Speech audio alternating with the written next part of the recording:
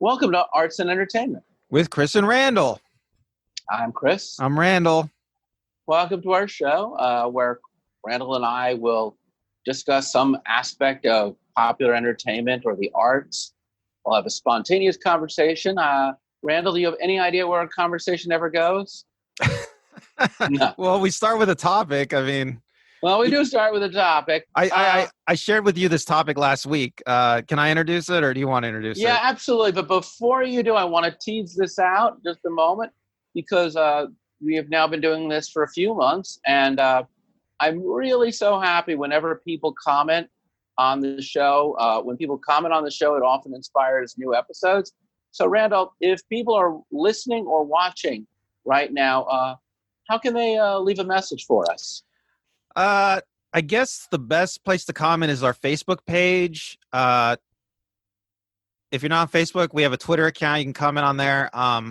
You can find either one from our website, chrisandrandall.com. And you can email us too, right? Yeah, you can find our email on our website too. If you want to email. Yeah, sure. What is our email? I don't know.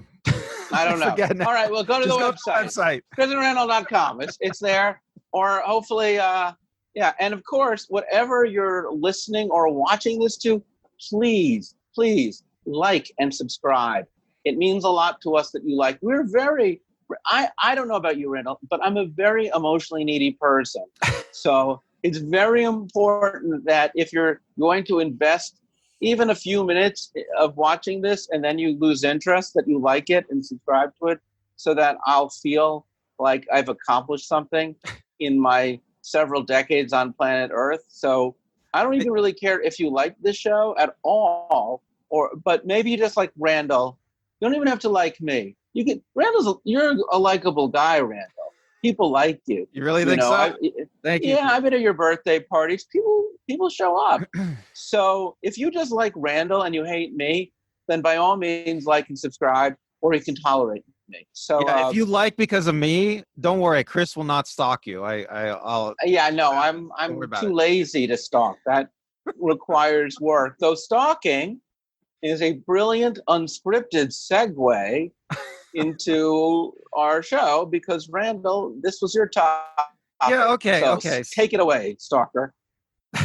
All right. Yeah. So this is something I've been thinking about for a long time, many years, and I shared it with you last week, Chris. So Chris has had a week to ruminate on this idea. And the idea is like a lot of horror movies, most horror movies, the entire horror genre, it seems to be like politically right wing. Like I feel it's like it's fascistic. It's hatred of the out group, of the other. There's pure evil. Monsters exist. Monsters are just the only solution to monsters and evil in the world is just destroy it. If you were going to make like a liberal horror movie, you would find out that you and the monster had shared a lot in common, and then you would convince the monster. I don't know, man. I agree with 50% of what you're saying, and completely disagree with 50% of what you're saying. I'll say this much: I think that all horror films, and if you don't mind making an extension into science fiction, because I feel like when you're dealing with monsters, you have both horror monsters and science fiction monsters. They're all cautionary tales. And I think a cautionary tale is by nature a political tale, right? A cautionary tale is, if you do this, something bad will happen, right? Well, they're political in what sense, though? They're political in a very like right-wing, reactionary. Well, I'm gonna disagree with you a little bit, but I just want to establish terms first. So, would you agree with me that, for the most part, what distinguishes, say, a horror film from, say, Kramer versus Kramer, or that's a terribly old one to pick, A Marriage Story that came out last year, is that contemporary drama doesn't really have good or evil. It's very psychological.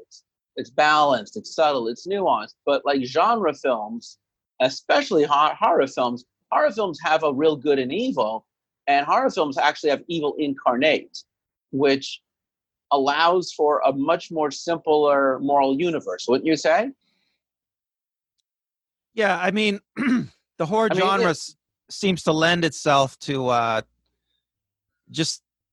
It seems to lend itself to creatures. The monster, the antagonist, is unredeemable, right? Irredeemable, right? Well, there's like in horror movies, there's the devil, right? Right, so and the devil's irredeemable. That is evil incarnate, right? So there's devils, there's demons, and I guess technically, if you think about it, this is why I wouldn't mind if you let me also add in a little bit of science fiction. Is where the monsters come from, right? So you have demon monsters, ghost monsters, werewolves, vampires, and then you have like Frankenstein's, robots. Now I'm getting into science fiction, alien monsters. But the monster is inherently the other, right? That's right, yes. It represents the force of nature sometimes, or technology, but whatever it represents, whether it's good or evil, it's something that we are afraid of, right? Like, you could almost argue the shark in Jaws is a monster, no?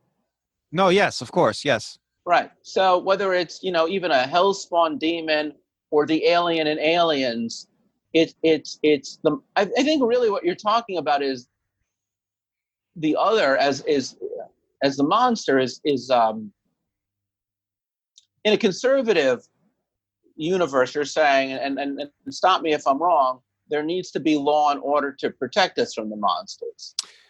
Right. I believe that I guess we have to really talk about the subject, we have to almost get into a discussion of what is conservatism versus what is liberalism, and maybe we should first just get into what is a monster.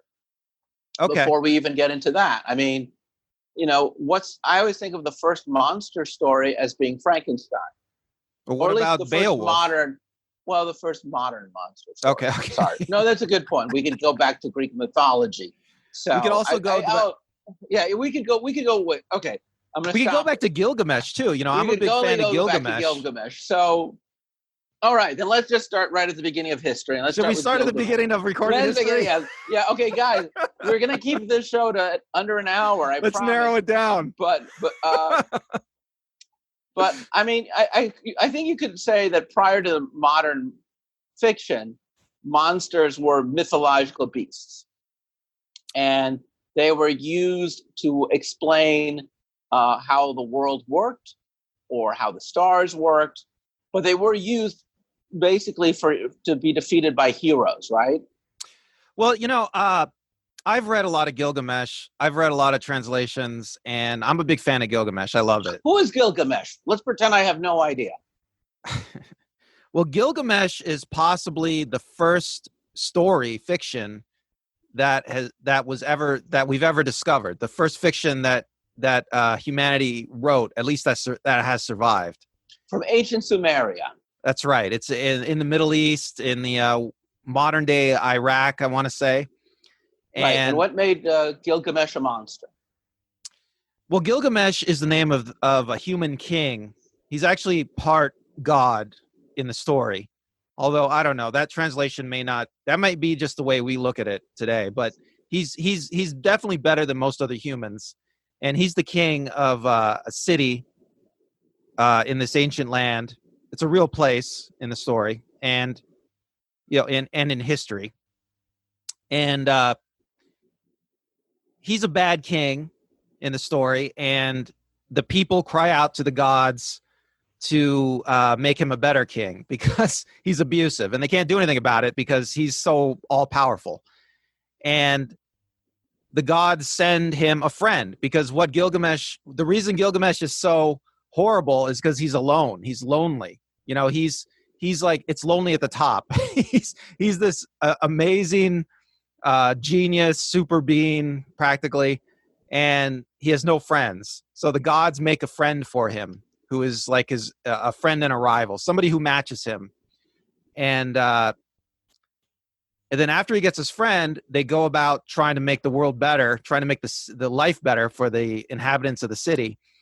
And one of the first things they got to do, and it's a fascinating story because it's written at the beginning of human civilization. So it's a story about the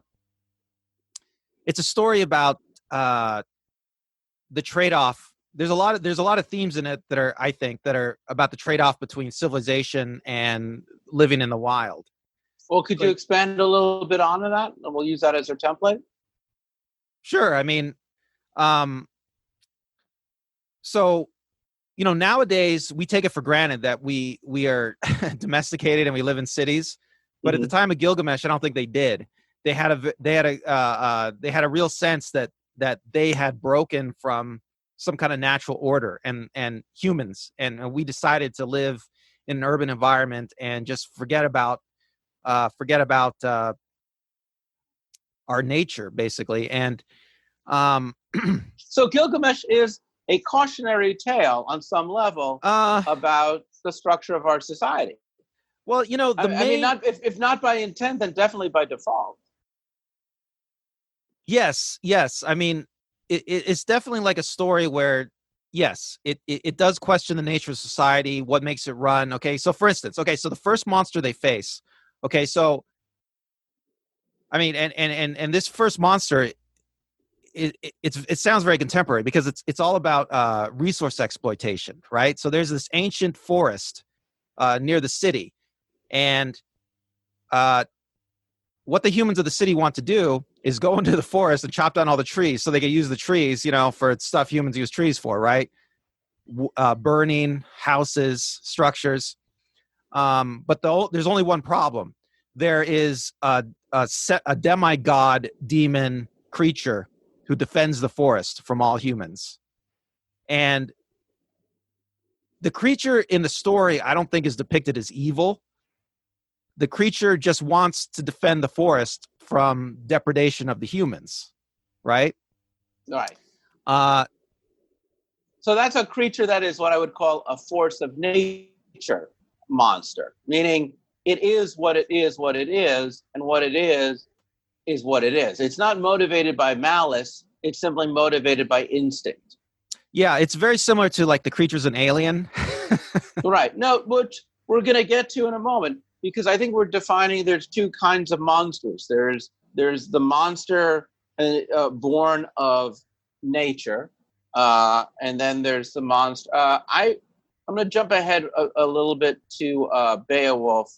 I honestly forgot the name of the monster in Beowulf. Is it Grendel? Grendel. Can you explain Beowulf a little bit? Because we're going to jump a lot because I want to get to the heart of the story. And I think the only difference between Gilgamesh to Beowulf are like the Cyclops and in the various monsters of Greek mythology, which we're pretty well familiar with. But things get very different when we get to Beowulf. So if you could just give us a brief explanation of Beowulf. Let me finish the Gilgamesh snippet here. So Gilgamesh and his buddy Enkidu, they go into the forest and they kill the creature, and then humans come in and they can chop down the whole forest now. Right. Okay. Well, that's what I'm saying. But let me just say, in that story, the creature is fearsome and powerful, and they are able to defeat it in an epic struggle. But they feel bad, for the creature's plight. They feel bad that they have to kill the creature and destroy the forest. But hey, we're humans. This is what we do. Too bad, creature. Right. Well, and then you look at, let's say, the Odyssey or the Iliad with Homer and the way that he defeats, say, the Cyclops, or any of the Greek mythologies of Hercules. Again, our heroes tend to use their wits and their physical dexterity to go against creatures who may or may not be evil, but inherently normally just instinctual. And right. in doing so, they return society to its natural order. And I think that no matter what kind of culture you're in, that kind of storytelling of the monster that is reflective of nature, less of avarice, and the hero who defeats them using their mind and their strength to kill them or trick them or beguile them is normally in the service of progress, meaning normally these monsters are getting in the way of our heroes, either our hero's journey to wherever they're headed, or they're getting in the way of civilization's attempt to evolve forward. And that's then you have that's right. fairy tales that will. Oh no, I'm sorry, I got ahead of myself. Anyway, let's get now to Beowulf because I think Grendel is in the same mold that you're talking about. Right. Grendel. Beowulf is what that would be. Oh God, I'm now forgetting what part of history. We're in medieval. English, I think. Yeah, late medieval. Yeah, I'm rusty on Beowulf, but Beowulf is a king too, I think, and Grendel is like a troll that is threatening the progress of humanity in much the same vein that the forest monster in Gilgamesh was threatening the progress, and so Beowulf has to go kill it. And Beowulf finds out that, hey, the troll is just in the end, the troll is just like just wants to be left alone and live a peaceful life too, like everybody else. And trolls, the trolls got to go go ahead. The trolls got to go because the troll and humans can't live peacefully together. Right, and you see trolls in Wagnerian storytelling, in fairy tales. The troll, though, is an interesting kind of a monster because the troll is not a physically overwhelming monster in the way that we have up until this point in history dealt with monsters who are somehow larger than life, big, challenging. The troll is ugly, even if it's a big troll, a troll is by nature just someone you find in the forest, in the underbrush. There is something about the troll that is smaller than life, if that makes any sense. Trolls are usually like humans, but like all of our ugliest qualities. Right, they're reflective of humans. Yeah, and they're also reflective, I hate to say it, of the underclass, of the poor, of the laborer. Because remember, trolls are always workers. They're always tooling away.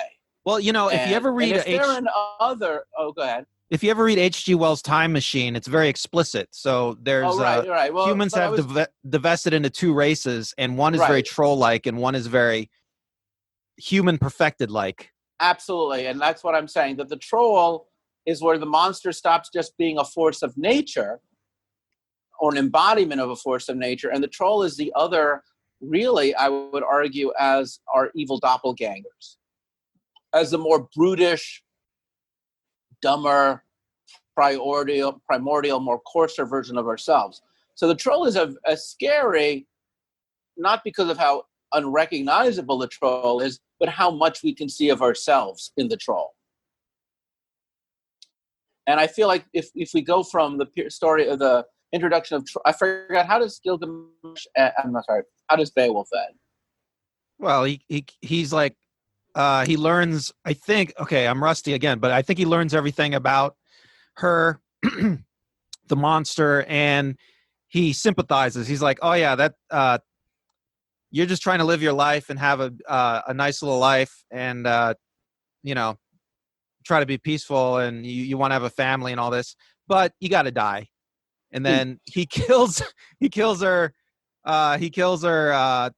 a tear in his eye. Because now we're dealing with monsters that aren't just dragons and wild beasts. We're now dealing with empathy. And I feel like if we jump all the way to the 19th century and you go to what I consider to be the first modern horror story, or one of the earliest, comes out of the Romantic era of England, Mary Shelley's Frankenstein, of which, for the one human being on this planet who's never heard of Frankenstein, Mary Shelley was the wife of a poet named, I can never pronounce that first name, Pierce Shelley. I know everyone's going to say I said it wrong. You're right. I was an English major. Go figure. But she and Lord Byron, they were staying at a hotel or an inn, and they made a bet about who could write a story in a single night, and she was pregnant at the time. So she writes the story of Frankenstein, which is called modern-day Prometheus, in which a scientist takes pieces of different parts of the human body and sews together a monster, and that is the man-made monster. Now, Frankenstein in the book has a refined consciousness. He is sentient. He is a monster, but he is a monster who is intellectually our equal as well as physically stronger than us. Unlike a troll who is somehow beneath us, Frankenstein could theoretically be either at our level or above us. And that's the other kind of other, the other that is stronger than us, possibly also reflective of our own weaknesses, maybe even as smart as us. And I know some people feel that was a metaphor for motherhood. And I don't really know, and I can't say. But culturally speaking, Frankenstein is the beginning of technology as the monster, which we'll get into in a moment. And then, of course, in the 19th century, you also start seeing other kinds of monsters, such as the vampire, which is not a creation. It's more of the occult, I would say. We're dealing more with sexual elements, ghosts, which are similar to vampires, demons, which are similar to vampires, werewolves, which I feel kind of are more like somewhere in between the cursed person, which is kind of vampiric, and a primordial Gorgon-esque monster from ancient fiction, mummies, stuff like that. Am I leaving out any of the other classic monster types? Until you get to the 20th century. And then in the 20th century, we now have aliens, robots, and variations there's the creature. I mean, like Alien is like a typical creature feature where you just make like a scary primordial monster out of the wilderness. Right. But the alien is metaphorically the other, but from another place that we don't know. Well, it's possibly like anxiety about just nature itself. Right, but also just foreign cultures too. Whereas I would argue the robot's just another variation of Frankenstein. So into this taxonomy of horror, we get into film. And I guess one of the earliest horror films is Nosferatu. Have you ever seen I've seen W.F. Manrose? Okay, so Nosferatu is much. It's really not like it's not like Bram. It's closer to Bram Stoker's Dracula than the latter versions of Dracula, because in Nosferatu, the Count is very odd looking. You know, right? Yeah, it's weird. Go ahead. Yeah, it's a weird adaptation because in the book, the Count Dracula is very attractive to women, and he woos all the women, and he's suave and sophisticated. And then they make this movie that is a fairly faithful adaptation of the first third of Dracula, I would say. And Count Dracula just looks like a horrible monster.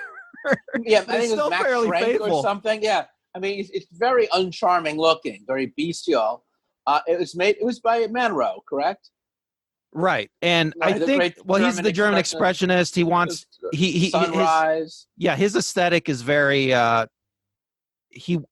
His visuals are sometimes metaphorical. Like his visuals are sometimes not to be taken literally. So I mean, he's making this during the height of Weimar Germany, which is a wealthy, very decadent, modernist, progressive German society that is the audience for this film.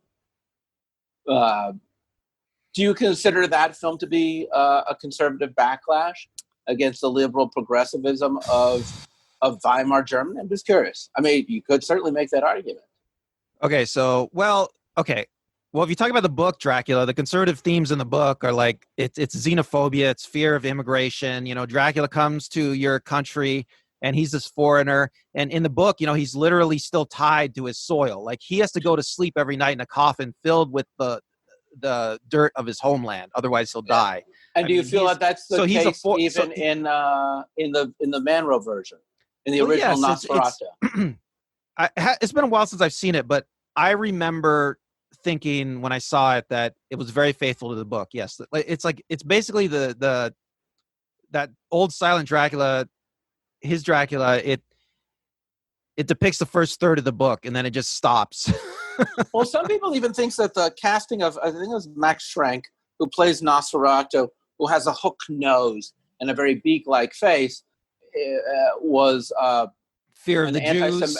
Fear of the Jews. That they deliberately make him look like a stereotypical Jew of an anti-Semitic nature. That there's an anti-Semitic subtext in Nosferatu. I would have to watch it again, but I mean, I don't remember thinking that when I saw it. But you know what? The whole anti-Semitism thing that goes on in a lot of, I mean, I didn't start seeing that stuff until like maybe in my maybe even mid-30s. I don't know, because I wasn't familiar with those kind of themes. And then I'll be honest with you, I'm not saying it is. I'm just saying it's open for interpretation. There was a wonderful movie that came out about 10 years ago with Christopher Walken and John Malkovich on the making of the film, where John Malkovich played an actual vampire who plays Max Schrenk, and Walken plays Manro, and they're filming the movie Nosferatu while a vampire is playing a vampire.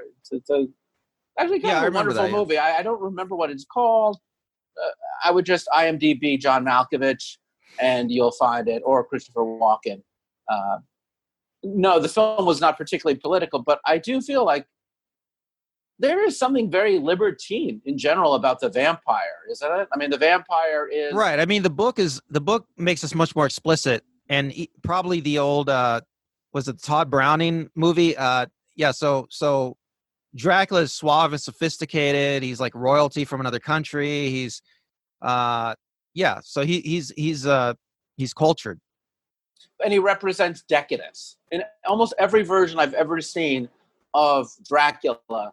Dracula is always decadent. There's something about him that is not just it's very clear that he comes from a culture that does not share our values, whether that's in England. Remember, because in England he's always being chased by the English guy, Parker. I'm sorry, somebody is really going to have to school me. But the heroes of all the Dracula tales are English. You know, they have good English values, good conservative values that they're going to track this. And it's not just he's European, but he's Eastern European. That I think there's always been in Northern Europe both a bias against Southern Europeans and Eastern Europeans.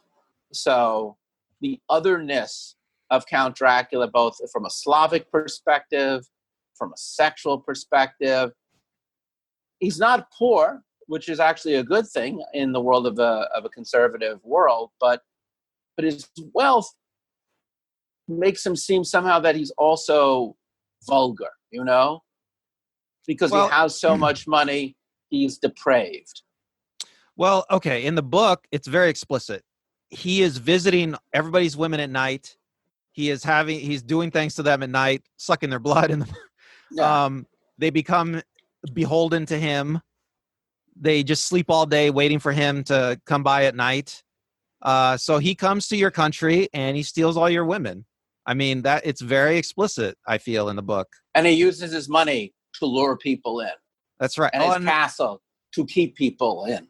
Right. And another thing is the women, they're not going to have your babies anymore. Now they're going to create children of the night, which what they do is, I believe in the book, they go to graveyards, find dead children, or no, I can't remember, but they somehow turn children into vampires. And you can look at it from a historical overview. When were the Dracula movies most popular? So there's the Todd Browning films, the Bela Lugosi, the 30s and 40s is a very big time during the Depression, and then World War II.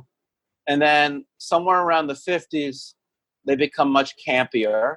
And then the Hammer films of the 60s with Christopher Lee switch gears entirely, and they become far more violent, far more graphic, far more sexual. And I would argue that if you just look at Dracula movies from the 30s through the 60s, the other is shifting from a cultivated European to, I would argue, the hippie counterculture, or at least to decadent, wealthy people who are part of that counterculture. Yeah, I mean, well, a lot of people have always talk about how horror movies sometimes represent these cultural anxieties. Like a really good example is the Cold War horror movies, right? Oh, yeah. Well, before we get onto it, I just wanted to finish that one point, which is I because I want to finish vampires for a moment, if you don't mind. I think that one of the reasons why you don't see a lot of popular classical Dracula movies anymore. This is the last one, I think, Coppola's remake of Nosferatu. It's because on some level, all the things, all the sexuality and all the otherness that made him so reprehensible to a more conservative time, we've outgrown. We've actually become a more progressive liberal society. So now when you see Dracula, he's rarely even the villain. You think about it. He's often a hero. Vampire movies today, the vampire is normally fighting other vampires, or what's the underworld one with you've seen them with the female actress? Yeah, right. But you know what I'm saying? I mean, vampires now are in romances. You know, Robert Pattinson played a vampire in that whole trilogy, Twilight. So, you know, it's an interesting evolution between, say, Nosferatu and Twilight, because between Nosferatu, it was this disgusting other that was terrible. And by the time you get to the character from Twilight, I never read Twilight, so I can't remember a very pretentious name of the character in the movie. But when you get now, they've got all the way from being the outsider to being essentially a cliched outsider that every teen can relate to, because it's the outsider that all teens feel. So now there's absolutely, I would argue, it's basically now a part of the model of a conservative value, you know, or at least, you know what I'm saying? I mean, yeah, that's a really interesting point. You can definitely look at vampire movies throughout the years, and you can see that at some point, and I think you're right to like really nail Bram Stoker's Dracula that Coppola made in the 90s, to really nail that at the moment where nobody cared about the fear that vampires are supposed to represent anymore. Yeah, and therefore it just became camp.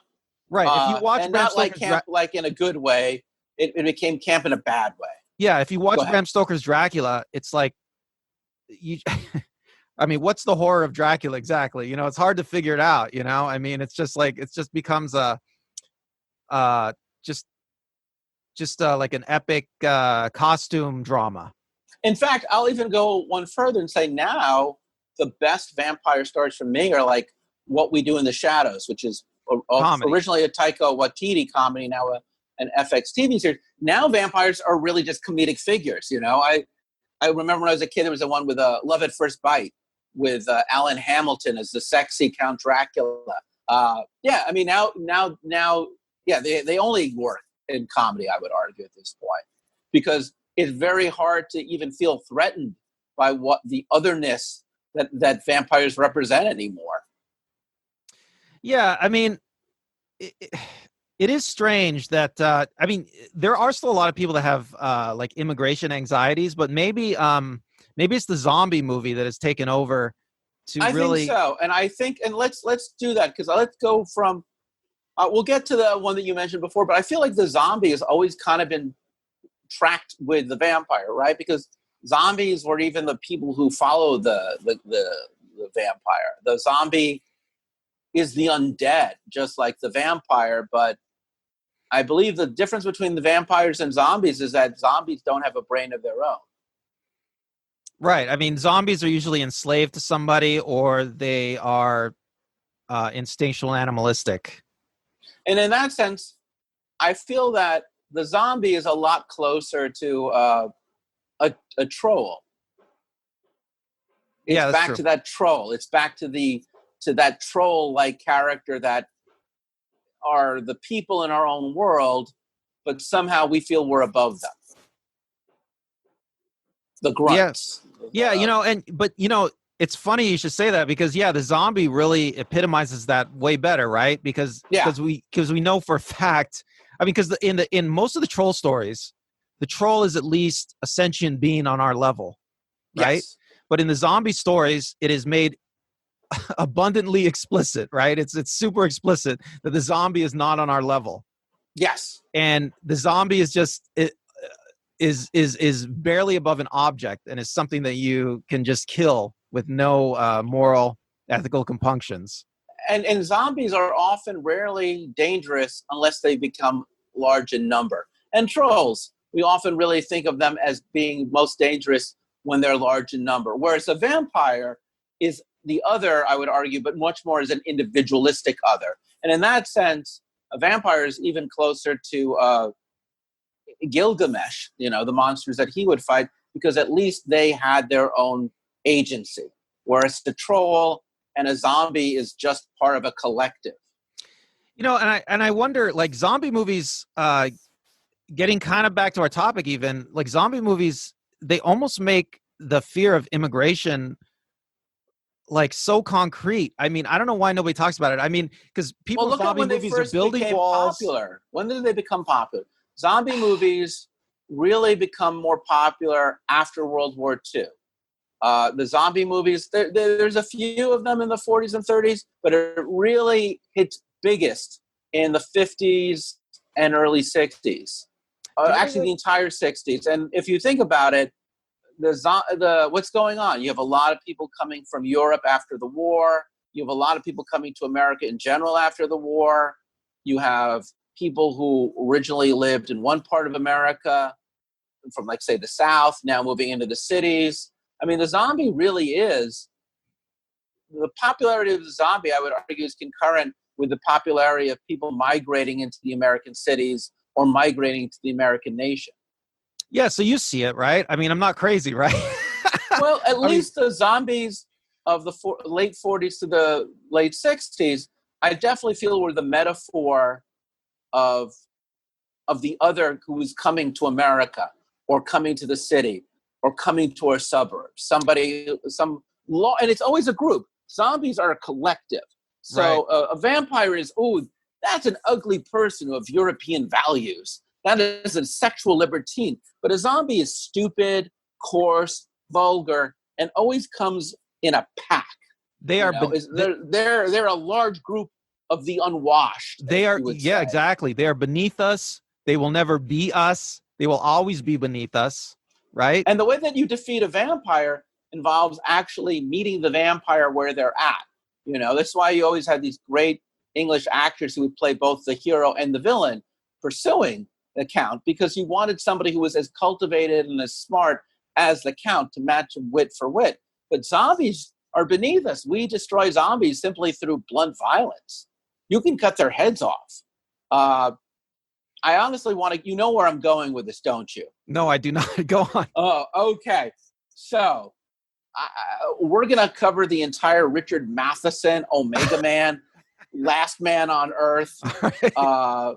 Because I really feel like nothing really answers the whole question of cultural paranoia than to look at the whole I Am Legend from the Matheson novel, the 1965 Vincent Price, Last Man on Earth, the 1975 Omega Man, and then the early 20th century. Can I just interrupt you for a minute? Yeah, I want to put in a warning. If you have not read the book I Am Legend, just stop listening and go read it, then come back. Because and if you haven't seen we're going to ruin it for you. We're going to spoil the heck out of all of them. Because I swear to God, I don't think anything we could talk about would so better really nail this idea of cultural paranoia better than this. And I do want to say, I don't believe that these are inherently conservative films. I actually would argue, Randall, these are some of the most liberal, socially progressive horror films ever made, or stories ever made. You mean the ones based on I Am Legend?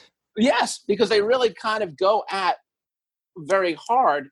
There's nothing it's totally by intent and not by default. So first, let's just talk about the story that they're all based on, which is a late 1950s, I think it's late 50s, early 60s novella. It's about 140 pages, written by Richard Matheson. Richard Matheson was a science fiction writer whose career went from the 50s to the early 70s.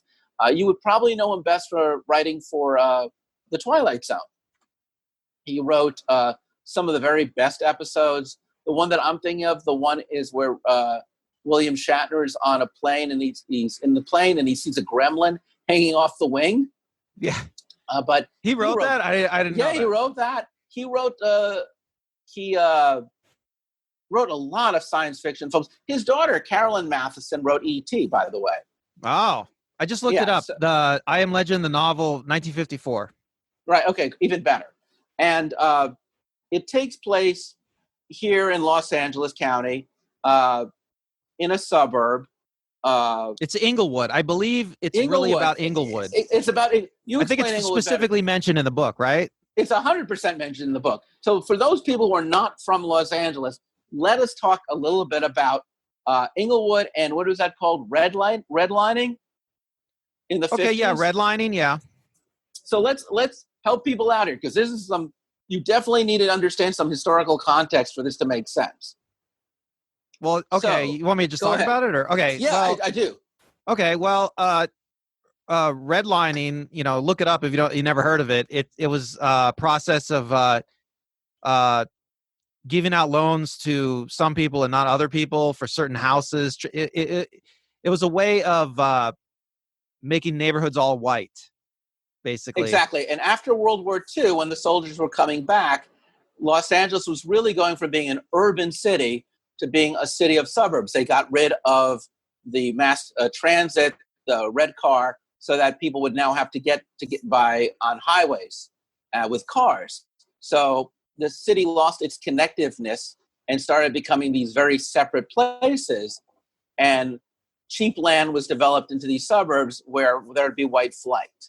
And Inglewood was originally one of those places. Well, Inglewood was like a lot of neighborhoods in the LA area was an all white neighborhood. And after World War II, during World War II and after, there were a lot of steel mills and other industry that sprang up around Southern California, and they wanted to attract workers. My grandfather told me a lot about this. Okay, so my grandfather was from Compton. My mother is from Compton, and Compton was like a majority white place. I mean, it's majority black today, right? So what happened is they attracted a lot of black people to the city to work.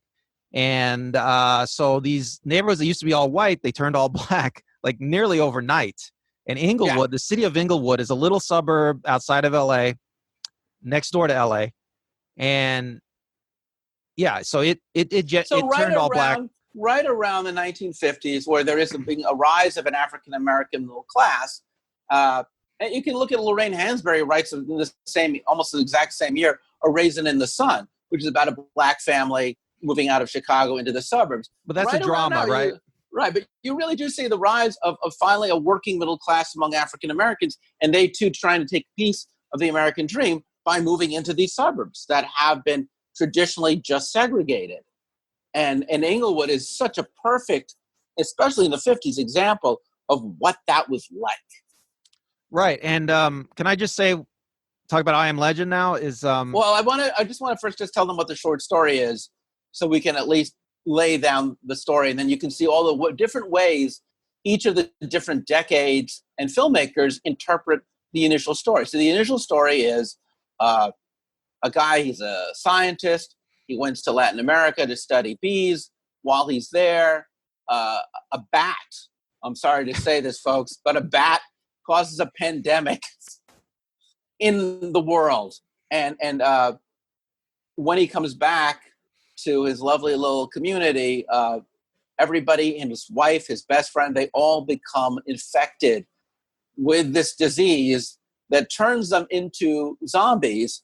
But not only are they flesh-eating zombies, but the thing that is very unique in the story is they're still sentient. They can still speak. They still have a memory of who they were before they were zombies. They're now zombies. They're proud and happy to be zombies. They want the character who is played, I can't remember the name of the hero. They want our hero. Do you remember the name of the hero? No, I don't. I can look it up if you want. All right, go ahead. They want the hero, the man of science, to come join them. And he is barricaded Robert himself. Robert Neville. He's barricaded himself. They don't go out in the daytime.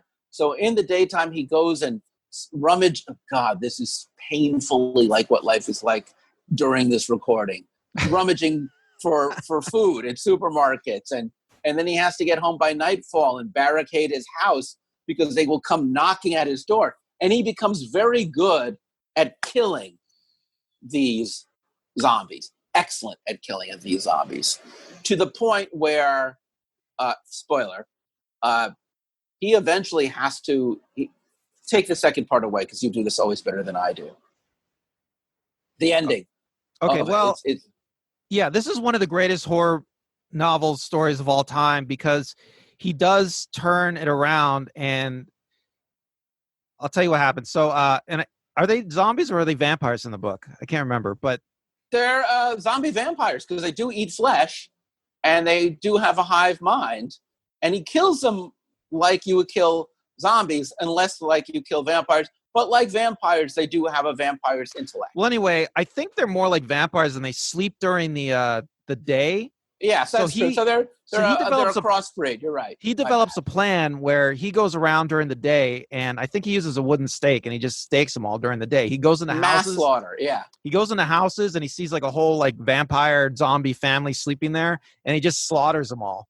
Kids, adults, everybody. And slowly, civilization crumbles, and everybody gets infected except for him. He meets a girl who is like him.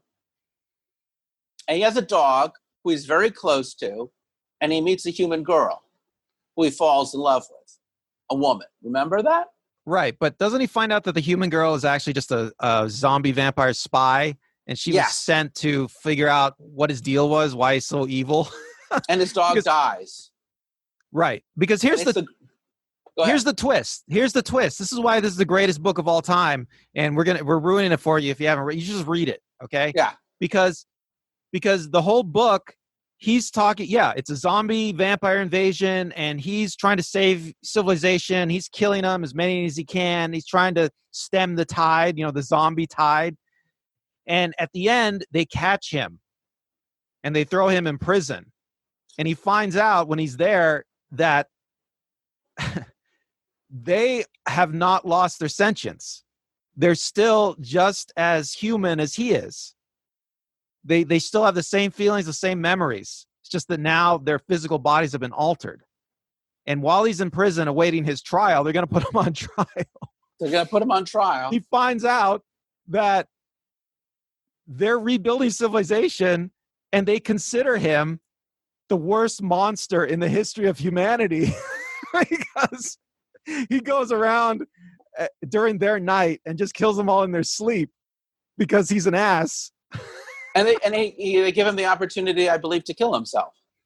Right, and he does. He does because he feels like he feels so horrible about it. So it's kind of like, he feels so bad. So it's a really, I apologize because it's such a great story, and it really sums up, from a liberal perspective, a socially conscious writer like Matheson, what it is like to live in the 50s and what it is like to the way that African Americans are being treated. And what is it like to think you're on the side of, you're not the monster, the other is the monster. But no, the other's not the monster, the person going after the monster. It's brilliant. And about 10 years later, the very first film version of this is made in Italy very cheaply with Vincent Price. Neville is still a scientist, very much a gentleman, very refined, as almost every Vincent Price character is always. That's true to the book. He's very refined in the book, right? Very refined. Intelligent. He's still in his late 30s, early 40s. The monsters are still articulate. The monsters are his wife and his neighbor. He still lives in Los Angeles. The dog is still there. The dog dies. It's still one of the most heart-rendering things in the storyline. And he does meet a woman. He does fall in love.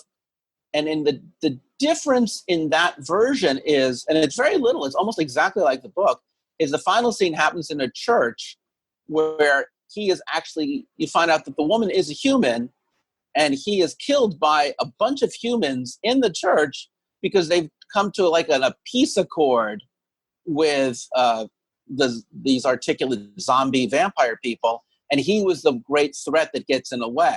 And in a weird way, you could almost argue that they go from being about housing to almost being about the Cold War. And that really he now represents almost a hawkish mentality that gets in the way of peace. Because what's going on in the 60s at that time is much more about that in the Vietnam War and what's going on with communism in general and people trying to fight. He becomes more of that totem, and it works very well. You've seen it, right?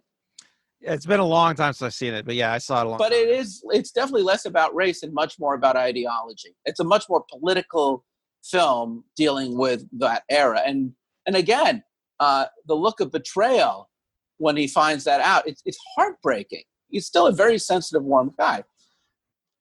Now we jump. Go ahead. Well, I just want to say, so I Am Legend is kind of like Beowulf if Beowulf had encountered Grendel and heard Grendel's sob story and then just killed himself instead of... Exactly. So now we jump 10 more years to Omega Man, starring Charlton Heston. And his Neville, I believe, was an astronaut who came back to Earth. I cannot remember now. I'm a little scratchy. Oh yeah, and he's living in a high-rise apartment, right? In San Francisco, but I think it's filmed in LA. I'm not as clear. Do you remember? And there's been a nuclear war. I think there was a nuclear war. There has been a nuclear war. He holds up in his apartment. He's trying to not, and most people are all like weird mutants. Right now, this time the radiation mutants, they wear shrouds. They definitely look like hippies or Black Panthers. It's pretty damn clear at this point they're the counterculture folks. They're the cultists. They're the Manson family. They're the Black they're Panthers. Weird. They have a weird religious They're cult. Clearly all that's wrong with the 60s and early 70s in cloaks. And what? How the leader is albino. The leader is albino. Now, once again, you have the dog. Once again, the strongest emotional relationship is the dog. Heston does not play an effete Vincent Price character. Heston plays the only kind of character he knows, which is this kind of weird cowboy, smartass, Eastwood-esque, stick it to the system guy. Right. He's from my cold dead hands. That's like pure Heston right there. But he's such an anti-institutionalist as well. He is a rugged individual. Everything he does is straight up cowboy. And this movie is no exception. When he is taking them down, he is taking them down cowboy style.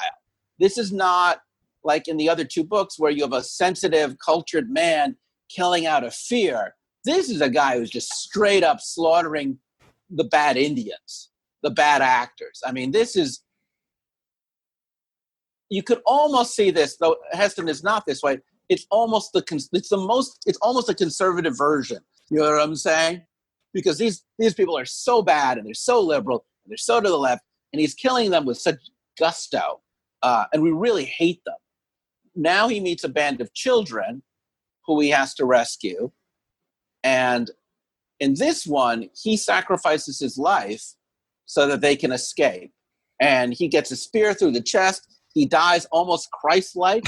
His arms spread, and it's a weird trade-off because the evil zombies are parading around his dead body, but the children have escaped out of the evil, decrepit city, and they're off to have a new life. And the children are non-mutants, right? They're like normal. Right. They're the innocents, and actually, one of them is played by a young Eric Lanville, so they're African American. So it is an interesting. But it does take like what is one of the greatest maybe left-leaning horror stories and turns into some kind of like right-wing. Well, it's possible you could say it's right-wing, or it's very muddled. It's very hard to know. Like the Christ-like ending, the children of mixed race. Like he's watching Woodstock and he's really getting down into Woodstock. So he's supposed to be. There's like a weird kind of. It's kind of like your hippie Uncle Dad who is still somewhat not as well. I think you got it right when you talked about the people being hippies. I mean, like the kids. I think their race is a red herring. I mean, I don't think it's that. Well, no, the race is there. I think the race is very deliberative to let the audience know that that what's going on is that the filmmakers do believe in. Equality among the races. They're progressive liberal types, but the hippie kids, they're still not good. You know what I'm saying? it's an argument from the middle, is what I would say. You know, where it's almost like, well, we don't want you to go all the way out, but we're not also going all the way in. It's the 40-year-old's answer to what's going on in the world at the time. You know, it's the institutional liberals. Well, Heston in that movie is very much like the old man yelling at the kids to get off his lawn. You know. Well, but no, because he's a liberal dude. I mean, they go out of their way.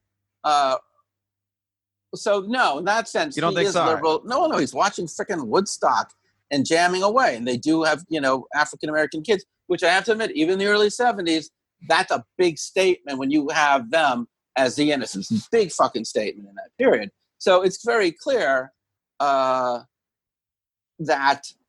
their intention is not at all conservative, except to demonize the hippies, which is. It's definitely a very weird kind of middle ground. And now let's jump to the last one, which is can you look up what year it came out? Because I'm forgetting. The Will Smith one? Yeah. 2007. All right. And that's really the closest we have to the modern era. So okay, go for it, please. Okay, can I just say, like, I remember before this movie came out, like, you know, this book is famous in like underground cultists. Like it's a cult classic, right? This book. I mean, I don't know why, but a lot of people don't know about it. But so when this movie was about to come out, you know, all the fanboys were talking about how like they hope that they don't change the ending like they always do whenever they adapt this thing, and because the ending is the whole point of the book, right? And, well, but there's so many choices they make in this film version. Besides the ending, that are really worth talking about. Okay, fine, but let me finish what I'm going to say. Okay. So Will Smith, I remember he was doing interviews and talking about how I think he was executive producer on this. He was talking about maybe I'm wrong about that, but anyway, he was talking about how they're not going to change the ending. They're not going to do it because Will Smith loves I Am Legend. I know where you're going with this. He's a star. Yeah. He's a star too, But I guess what happened was they made the movie with an ending very similar to the book, and then test audiences hated it. Yeah. So they reshot the ending to be completely the opposite of the message of the book. Well, yeah, but it that way. But if you could get it on DVD, man, when it came out on DVD, you could watch the original ending. And I think I've seen the original ending. Third ending that you could watch on the DVD, which they tried out too with test audiences. But anyway, go ahead, Chris. Well, everything you're saying is great. I just wish you had said it after we got into the film, because there's a lot of big freaking differences in this movie besides the ending. Number one, no longer does this take place in the state of California. This takes place in New York City. Number two, now you have an African-American as the hero. And it is as different as Heston is from Vincent Price, is as different as Will Smith. It is very much a Will Smith hero. And I'm going to be really nice about saying this is not like he's going, I think he does say, oh, hell no, at some point. But, I mean, it's a great performance. All three of these movies, I've actually forgotten, spend the first act with just the actor by himself being profoundly lonely. Again, there is the dog. Again, this time we do see the flashback. It's neither a nuclear war. I think it's still a pandemic, but I can't remember. Yeah, I think it's a pandemic. I can't remember. We know he had a wife, and I think he even had a kid. The neighbor is gone. But it's still, and they're roughly the same. Age-wise, we're dealing with middle-aged men. And again, he is a scientist, I think. Well, can I talk about... But hold on, there's a key difference that we're dancing around, and I really want to get to it, is the villains in this movie, the zombies, they're just CGI color forms. They don't speak. They have no point of view. They do not articulate. They are just literally an FX. They're just VFX. They're just a visual effects of a black streak that comes and goes. Right. So in a lot of ways, this is a typical zombie movie of the era. And I really think, and this is something I didn't bring up. I think it's worse than a zombie movie of the era. It's not even a zombie movie because a zombie has texture.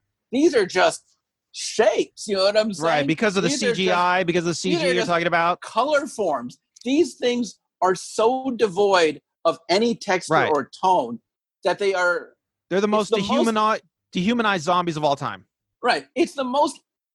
Yeah. It's actually, in one sense, I guess you could theoretically say it's the best version of a zombie, because every element of humanity has been extracted from the zombie. Every element, and mind you, you still have and in that sense, antithetical to the theme of the book, by the way. And yet, in this movie version, unlike any other version, he's searching for a cure for the zombies to restore them to their humanity. He's not. Well, he is in the book too. But that's right. But in this time, they play it up more. Again, the dog is still there, but you're actually right. He is. But this time, in the ending that they do end up going in with, the book, the cure is key to the storyline. In the book, he's searching for a cure, whatever. But in the book, they have not really lost their humanity. Right. But he is not able to see that because of their physical changes. Okay? Yes. That's the whole point of the book. That's why the book is so brilliant. And when you read and then the physical changes, it's there also in the first version, The Last Man on Earth. It's there. And the physical, the changes are the opposite. They're antithetically horrifying. It's very scary. I remember seeing it as a kid, being scared out of my mind in Omega Man. But in this version, it's worse than the CGI in Terminator 2. It's just blah. I guess he kills them, or he knows how to defeat them, but because they have no humanity, when he's defeating them, it's meaningless. Now, he does have a bunch of human children, multi-ethnic, that he has to help rescue and get to salvation, much like Omega Man. Well, this time, where the cure is not paid lip service like it is paid in previous versions. Go on. Well, we're getting now to the ending that they went with. I just wanted to bring this. Yeah. So I just wanted to bring this back to our theme. So we're talking about horror movies being some sort of right-wing genre, politically. And so this is what happens with this movie. So there is an ending in this movie, one of the unused endings, where Will Smith, and this is actually brilliant, okay? Because like you're saying, these zombies are completely dehumanized. So there is a brilliant ending they did not use, where Will Smith at the end of the movie, he finds out that the zombies haven't lost their humanity, okay? They're just physically changed. It is very true to the book. But the audiences hated that ending, okay? Because they want the zombies to be monsters, okay? They don't want Will Smith, who looks like us, who is a normal human, to be the monster. Because at the end, if Will Smith is the monster and you've watched him kill all these zombies for no good reason, then you feel bad, right? And that's why they end up with almost a fairly similar ending, though less religious, to Omega Man, where he dies sacrificing himself. And does he end up curing one of the zombies? I've seen so many versions of the ending. I can't remember. I think he does, because one of the Are you talking about Will Smith's one? Right. The Will Smith one, one of the kids gets the zombie virus. So they do cure the kid with the zombie virus, and they go off to Sanctuary, but he's now dead. But it's a very split down the middle. Like, oh, if a kid gets it, well, now I can cure the kid who should not become a zombie. But Will Smith still dies, sacrificing himself. But it's such an apolitical ending, right? I mean, right. That's a crappy ending. Emma Thompson plays the president of the United States in this film, if you remember, very briefly. Who's English and a woman? I don't know. But my point is, it's very clear that the society that has fallen apart was a good society. The society that is going to be reformed at the end, that you see the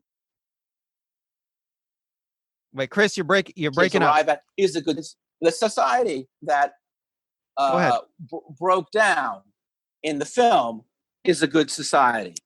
The society that will be reformed by the children and the people they get to at the sanctuary is a good society. But he doesn't really live in a society at all when he's just fighting these CGI monsters. It really just becomes, I would argue, just becomes a New York City man versus dystopia movie.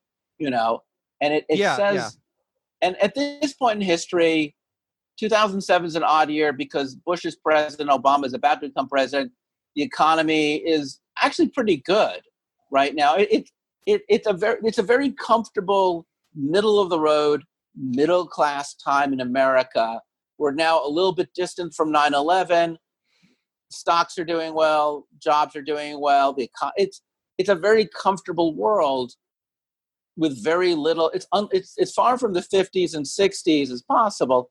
It's a world, and it's also you have an African American as your protagonist. So there's even an affirmation that in the inherent structure of the story that the world that we're watching is inherently a world that does not need examination. Okay, well, listen, Chris. And therefore, it shows something. I just want to get to the point, which is that from that point forward, zombies as a genre really start becoming what you call World War Z. The zombie as an other just becomes a completely different kind of beast. Yeah, I think the zombification process started a little bit before that, but I think you're right. I mean, that may have been a turning point because test audiences really hated that. So I wanted to bring it back to our theme and ask you a question. It's like, so do you think there's something about horror audiences or the horror genre that just makes it right wing, that people just they want to see the other destroyed? They want to see the other kept out on the other side of the wall. They want the wall built. I mean, what is it about horror movies that I don't know that is so? It feels very right wing to me, and this is something I felt like for many years watching these movies. I like horror movies, by the way. I do feel that. I think if in the same way that the vampires have been neutered, so have zombies been neutered, right? So I think that anything that made those monsters political. I'm just going to quickly say, I think the monsters in Jurassic Park, you could argue, are an indictment of capitalism, right? Because it's anything for a buck that makes them constantly reopen the Jurassic Park. Right. You're totally right. Yeah. I feel that in general, I'm not going to say it's conservatism, like cultural conservatism, like someone who believes in traditional values. But I do believe that because film is, at the end of the day, in service of serving the largest audience possible, and is in itself an act of capitalism. It's made by studios to sell popcorn, and we're living in an era where dissent it's middle grounded. You know what I'm saying? Yeah, you can say certain things. There's certain things we all agree are wrong socially, but no one wants to talk about economic issues in our era, and you're not allowed to in film. So yeah, I do feel that what has been an open genre where I feel like you can make liberal films. I think of the monster films of the 50s and 60s that were all cautionary tales about nuclear testing. I think about the sci-fi dystopias of the 70s and 80s that were all cautionary tales about the Cold War. All of that stuff I think is much harder to make today because I feel that we are living in a much more capitalist, in that sense, conservative capitalist society that just does not allow for social criticism in its films. And yet, at the same time, someone like the one who made Us. Jordan Peele, thank you, is doing the opposite. I would argue Us and Get Out are throwback films. These are political films. These are films that challenge the way people look at life and look at society. They are very much progressive left of center films in the horror sci-fi genre. Well, see, that's the interesting thing I found about Get Out, because, I heard a lot of hype about it before it came out, and I watch it and I find it very right wing too. I mean, Really? Yes, because I haven't seen Get Out. I have seen Us, and I find it just the opposite. I find that to be very, I very find much, Us to be politically neutral, but maybe I'm wrong about that. No. In fact, I think I read somewhere it's really about class. It's really about a class distinction more than it's about race distinction. Or it's about class distinction within race, which is something almost never discussed. You might be right, but I'd have to watch it again. But Get Out, I was struck by it seems like it's a nearly a black separatist movie, like you can't trust white people, all the white people in the world. That would not be a conservative view, though, right? That's not a. I feel that is a conservative view. Well, that's a rather idiosyncratic take. But most of us would say that is a political take that is at least to the left as opposed to the right. I don't know. I think any kind of idea of ethnic separatism. Be you don't think ethnic separatism is conservative? I think it is. I think that you're the first person to ever say that about that film. I mean, acknowledge. I may be, but acknowledge. Does it make me wrong? Acknowledge on the face that is a horror film, which is trying to deliberately express a political point of view that challenges the establishment. What's the political point of view it expresses? You saw the film. You tell me. You just said it. Yeah, I would say you can't trust white people. Well, that challenges establishment, right? That's a view that establishes. It's challenging the belief that we all can get along well, that we all are just one big. Well, that's family. A right-wing idea. No, that's extremely right-wing. Please, seriously, take a moment. Take the moment on this one. All right, that's the whole point. Is what I'm saying is that horror films and sci-fi horror films, which have, in the 50s, they have always, during some of the most culturally repressive times, they have allowed artists to subtextually express dissent in times where you couldn't. And you don't see that. I find, like, I mean, my point is, movies are the opposite to me. The Purge movies are horrible films because they're not really expressing any kind of thing subversive in them. They're really just saying, hey, look, if you don't have cops, everyone's going to kill each other. So isn't it subversive to know that people left unchecked are going to be a-holes? No, not really. That's the conservatives' argument. Exactly. That's another, yeah, I would totally agree with that. But I do feel like a film like Us, or from what I can tell from what I've read about Get Out, it's the opposite. It is at least challenging the established norms which govern film, which are inherently conservative. Film is commercial cinema is conservative by default.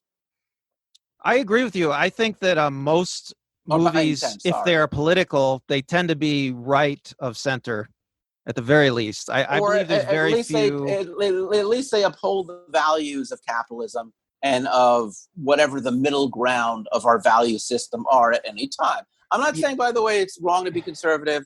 I'm not saying it's wrong to have values to the middle. I'm not saying everybody on the left is right. I'm just saying that if there is a ethos in commercial cinema in the modern age of 2020, that ethos is very much pro-free market, very much pro certain kind of liberal social values up to a point. But the key in any of these things is that the society we live in is the society we need to preserve, not take apart. And that's, I think, what you're saying in horror films in general, right? Is that you need an order. You need to bring order to chaos. Okay, yes, I would agree. I would say that my argument would be that horror movies seem to be even more right-wing, more they push those ideas even more farther to the right.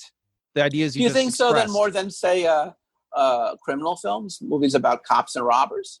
Oh, yes, because, like, look at The Purge. I mean, for a couple of days, the cops aren't enough, Chris. The cops aren't enough. For a couple of days, we need to let average citizens go out and destroy all the criminals because without any laws, because the laws are holding us back from purging the bad elements of civilization, Chris.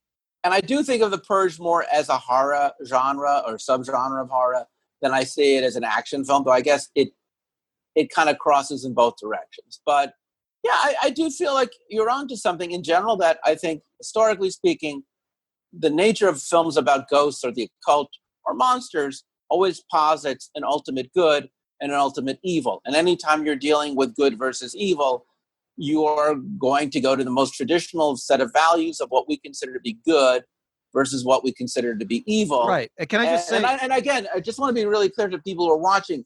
I am not saying there's anything wrong with that at all.